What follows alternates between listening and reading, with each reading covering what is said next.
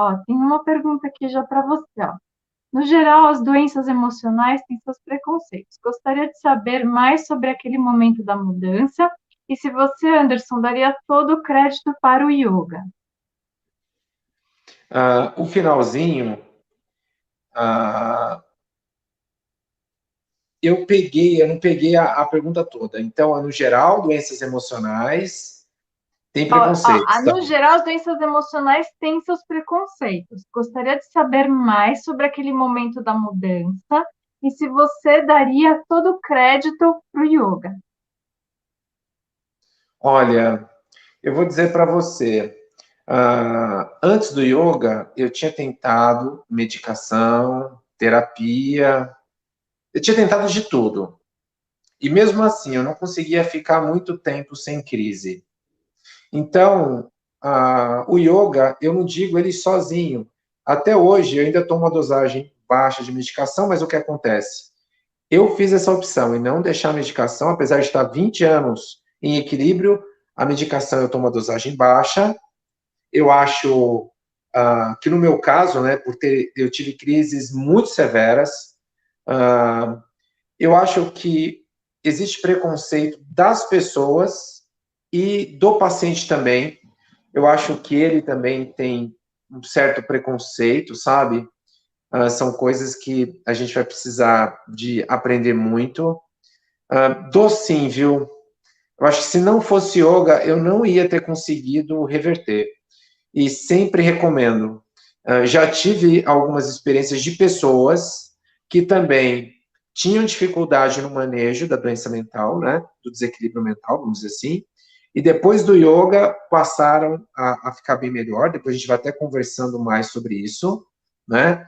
Mas é o seguinte, nós, né, aquele que tem a experiência, né, a gente chama meio que de paciente, mas é uma palavra que eu não gosto muito, quem teve a experiência do desequilíbrio, eu acho muito importante nós também aprendermos a estudar sobre nós mesmos, conhecer mais técnicas naturais. A gente não pode ficar tanto na mão de médico, tanto na mão externa, sabe? Eu acho que precisamos de assumir mais o controle e também precisamos de mais técnicas, né, para isso.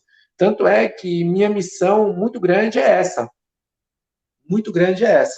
de trazer algum conhecimento, através da minha experiência, para ajudar outras pessoas, o que já tem acontecido.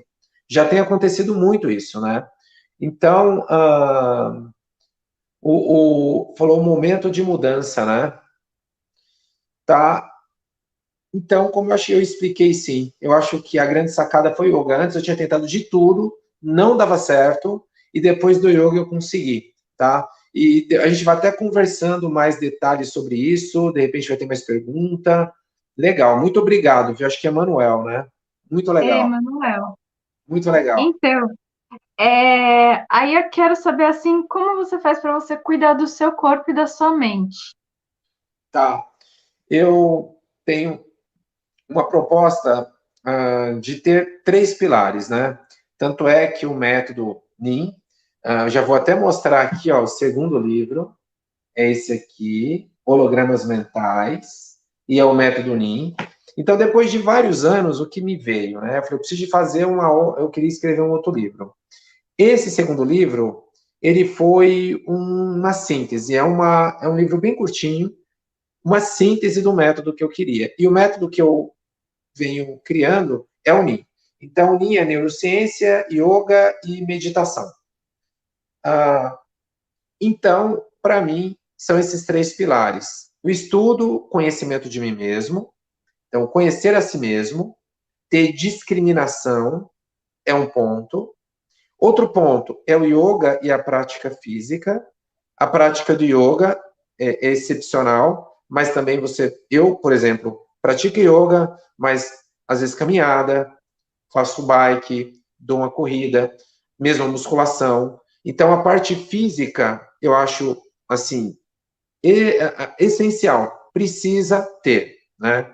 Principalmente, né? Se a pessoa conseguir colocar o yoga, eu acho fundamental, porque o yoga é mais do que a prática física, eu sinto. Ele tem um trabalho excepcional, diferenciado mesmo em glândulas e em cérebro, que é o que a gente precisa.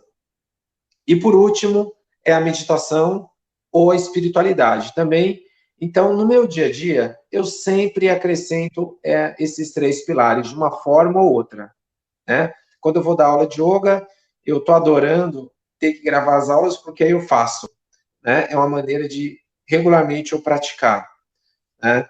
Ah, a meditação também eu reservo sempre o meu momento de meditação, ou então de ler ou ouvir algo inspirador e espiritual. E também eu também sempre procuro estudar, ver alguma coisa sobre discriminação. Eu preciso de relembrar isso sempre. Se não for algo que eu faço regularmente, eu vou me perdendo, né? Então, a maneira de cuidar da minha saúde, eu acho que eu expliquei até de maneira bem interessante aí, é seguindo esses três pilares.